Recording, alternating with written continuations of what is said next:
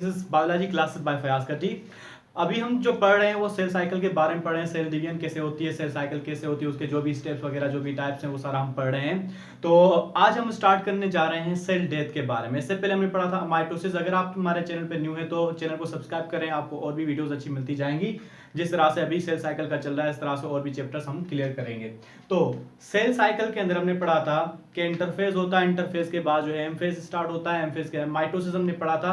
अब बीच में एक टॉपिक आता है सेल डेथ। ठीक है, सेल डेथ इंपॉर्टेंट टॉपिक है, इसको भी पढ़ना लाजमी, क्योंकि सेल डेथ अगर ना होती तो हम जो प्रॉपर कंडीशन में ना होते, जो हम ऐसे दिखते हैं ऐसे ना हो पाते, क्योंकि डिफरेंट फॉर्मेशन होती है ड्यूरिंग एम्ब्रियो बनने के दौरान। ठीक है, जस्ट लाइक फिंगर्स के बीच में गैप्स नहीं होता, फिंगर्स के बीच में भी जो है मास होता है। फिर ये सेल डेथ की वजह से जो है मास खत्म होता है, सेल्स जो डेथ कर जाते हैं, डाई कर जाते हैं, उसकी वजह से जो है ये स्पेसेस बनना शुरू होते हैं। इस तरह से और भी बहुत सारी मिसालें हैं सेल डेथ की। तो सेल डेथ होना जरूरी है, जैसे कि जो है ब्लड सेल जो है, रेड ब्लड सेल जो है डिवाइड करते हैं, डाई करते हैं। आफ्टर 120 डेज जो है व्हाइट ब्लड सेल जो है डाई करते हैं। इस तरह से ये डिवीजन का प्रोसेस होता रहता है। ठीक है, so we are moving towards the two main types of the cell death. ठीक है, सेल डेथ के जो टू मेन टाइप्स हैं उसको हम आज क्लियर करेंगे। वन है एक एपोप्टोसिस,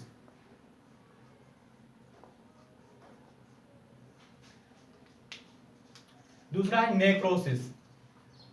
एक है एपोप्टोसिस, दूसरा है necrosis. Okay, these are both the types of cell death. इसमें सेल की डेथ हो जाती है। हमें इस चैप्टर के अंदर दोनों चीजें पढ़नी है कि सेल साइकिल, सेल ग्रो कैसे करता है और सेल डेथ कैसे होती है। ये दोनों प्रोसेस पढ़ना बहुत ही जरूरी है। तो हमने स्टार्ट किया था कि सेल डिवाइड कैसे करता है, उसकी और भी डिफरेंट टाइप्स है वो हम पढ़ेंगे। माइटोसिस साइकिल पढ़ेंगे, मियोसिस साइकिल भी पढ़ेंगे नेक्स्ट लेक्चर्स के अंदर। लेकिन यहाँ पे भी हम पढ़ते हैं कि सेल डेथ कैसे होती है। Apoptosis, necrosis, these are the two types in which cell becomes die. Okay, अब सेल डेथ के दो प्रोसेस है। पहले हम डिस्कस करते हैं नेक्रोसिस।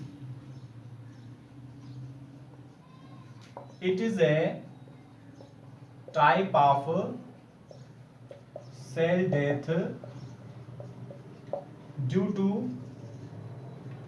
इंजरी।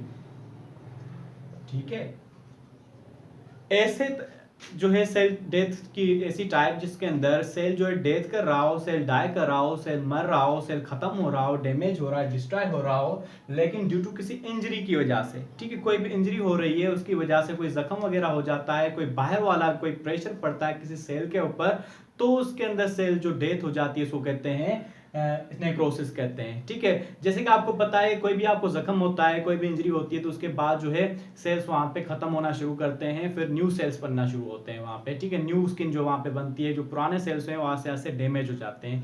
या कहीं पे आपको जो प्रेशराइज स्किन जो हो जाती है तो वहां पे जो है स्वेलिंग हो जाती है। ये स्वेलिंग हो जाती है और बीच में जो अंदर वाले सेल्स हैं बिल्कुल खत्म हो जाते हैं, खोखला हो जाता है। ये क्या है? ये सेल डेथ की टाइप है, नेक्रोसिस होती है। ठीक है, necrosis it is a type of cell death due to injury. Injury की वजह से होती है उसको।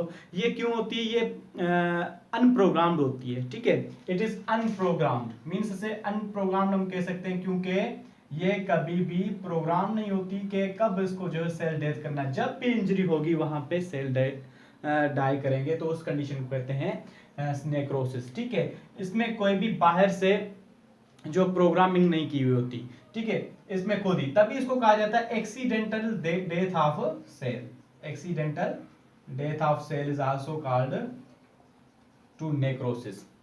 ठीक है, क्योंकि एक्सीडेंटल डेथ होती है। अब एक्सीडेंटल डेथ जो होती है उसको मर्डर भी कह सकते हैं। इसको सिंपली याद करने का तरीका ये है कि मर्डर। ठीक है, नेक्रोसिस क्या है? मर्डर है। जैसे कि आपको ये किसी भी बंदे को कोई भी मार देता है, ऐसे तो नहीं कहता कि आपको मैं बता के कोई मारे। ठीक है, ऐसे नहीं हो सकता ना। किसी को प्लान करके उसको पहले बता दे कि मैं इस टाइम पे आपको मारने आऊंगा, ऐसे नहीं होता। अचानक से डेथ होती है तो उसको हम कहते हैं मर्डर। तो this is necrosis, what this is a murder. ठीक है, इसमें होता कैसे है? जो है कोई सेल होता है तो उसकी जो है सेल मेम्ब्रेन जो है इंजरी की वजह से सेल मेम्ब्रेन रप्चर हो जाती है, उसका जो पोर्शंस होते हैं बाहर निकल जाते हैं।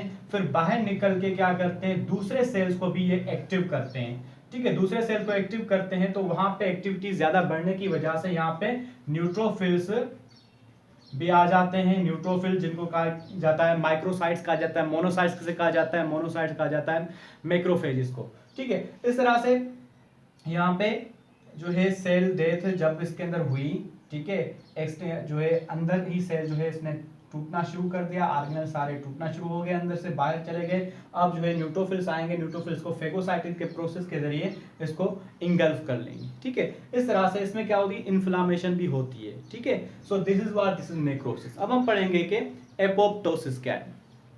ठीक है, एपोप्टोसिस में कुछ चीजें कॉमन है लेकिन कुछ चीजें डिफरेंट है, वो हम पढ़ते हैं अभी इस लेक्चर के दौरान अभी पढ़ते हैं एपोप्टोसिस।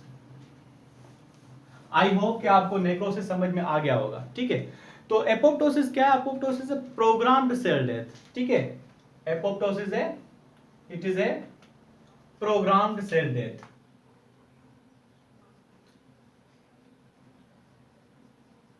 तो इसको आप सुसाइड कह सकते हैं। ठीक है, सुसाइड कह सकते हैं। सुसाइड में ऐसे नहीं होता कि कोई और किसी बंदे को मारता है, तो वही अगर किसी और बंदे को कोई मारता है, कोई बंदा और मारता है, तो वो सुसाइड नहीं कहलाएगा, मर्डर कहलाएगा, तो वापस नेक्रोसिस आ जाएगा।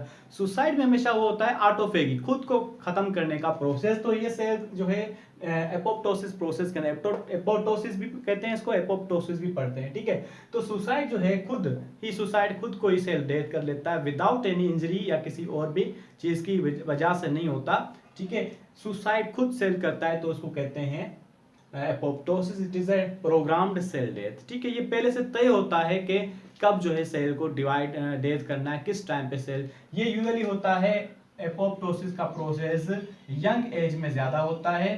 बेबीज के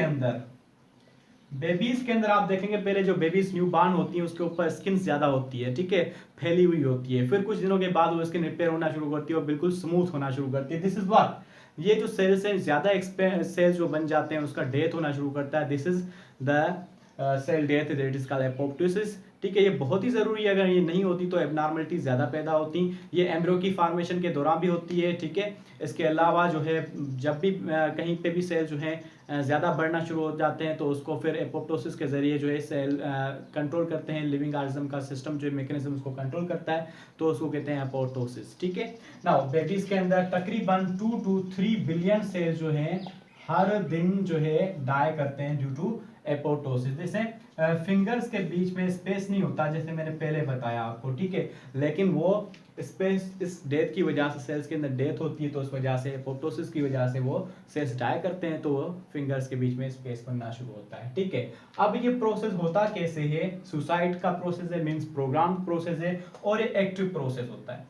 ठीक है, अगर हम डिफरेंस पे बात करें तो उसमें ये एक्टिव प्रोसेस होता है, जल्दी होता है, लेकिन वो जो नेक्रोसिस प्रोसेस है वो स्लो होता है, उसको हम पैसिव भी कह सकते हैं। ठीक है, उसके अंदर इन्फ्लामेशन होती है, इसके अंदर इन्फ्लामेशन नहीं होती है। ठीक है, इसके अंदर ये जो सेल डिवाइड करता है, खत्म होता है, डेथ करता है, ये दूसरे सेल को इन्फेक्ट नहीं करता। ठीक है, it doesn't infect other sales, neighbouring cells को ये इफेक्ट नहीं करता, जस्ट वो खुद ही जो है सेल, अगर दूसरों के अंदर भी यही सेम प्रोग्रामिंग की गई है तो। अब ये कैसे होता है, ये इस तरह से होता है कि हमारे जो सेल्स होते हैं उनके अंदर जो एंजाइम्स एक्टिव हो जाता है, हमारा एंडोन्यूक्लियस एंजाइम, जो डीएनए की फ्रेगमेंट्स को, डीएनए पूरा क्रोमेटिन के उसको फ्रेगमेंट्स में कन्वर्ट कर देता है, मींस तोड़ देता है। जैसे कि हमें पता है कि सेल के अंदर जो भी प्रोग्रामिंग काम जो भी होता है वो न्यूक्लियस करता है, न्यूक्लियस के अंदर क्रोमोसोम्स करते हैं, उसके अंदर डीएनए होते हैं, किसी भी फंक्शन के लिए वो करवाते हैं। लेकिन अब वो डीएनए ही खत्म हो जाएगा तो वो कैसे काम करेगा, तब वो काम नहीं कर पाएगा, तो उसको अटैक करना ईजी हो जाएगा। फिर लाइसोजाइम सीक्रेट होते हैं लाइसोसोम से। ठीक है, फिर वो उसको डाइजेस्ट करना शुरू कर देते हैं, इंट्रासेलुलर डाइजेशन, उसकी वजह से सेल की डेथ हो जाती है। So this is all about the today's lecture, apoptosis and necrosis. Necrosis is the cell death due to injury. ठीक है, और जो एपोप्टोसिस है वो सेल डेथ है due to any programmed cell division होती है, डेथ होती है। ठीक है, जिसमें पता होता है कि इसको, और इसमें यूजुअली कैल्शियम के आयंस ज़्यादा यूजुअली इस्तेमाल होते हैं, कैल्शियम नीडेड होता है एपोप्टोसिस के प्रोसेस के लिए। ठीक है, so this all about it. If you have not subscribe my channel को सब्सक्राइब करें और बेल आइकन को भी ज़रूर प्रेस कीजिएगा, आपको और भी अच्छी वीडियोस मिलती जाएंगी। अभी मैंने जो वीडियो बनाई थी एजुकेशन के मेथड वगैरह बनाने पे, कि किस तरह से हम स्केड्यूल बनाया वगैरह, तो ये बहुत ही अच्छी वायरल हुई थी और कमेंट्स अच्छे आए थे। आप भी देखेगा ज़रूर, उसकी मैं लिंक डिस्क्रिप्शन में दे दूँगा, आप देखेगा इंशाल्लाह मज़ा आएगा आपको। ठीक है, अल्लाह हाफ़िज़।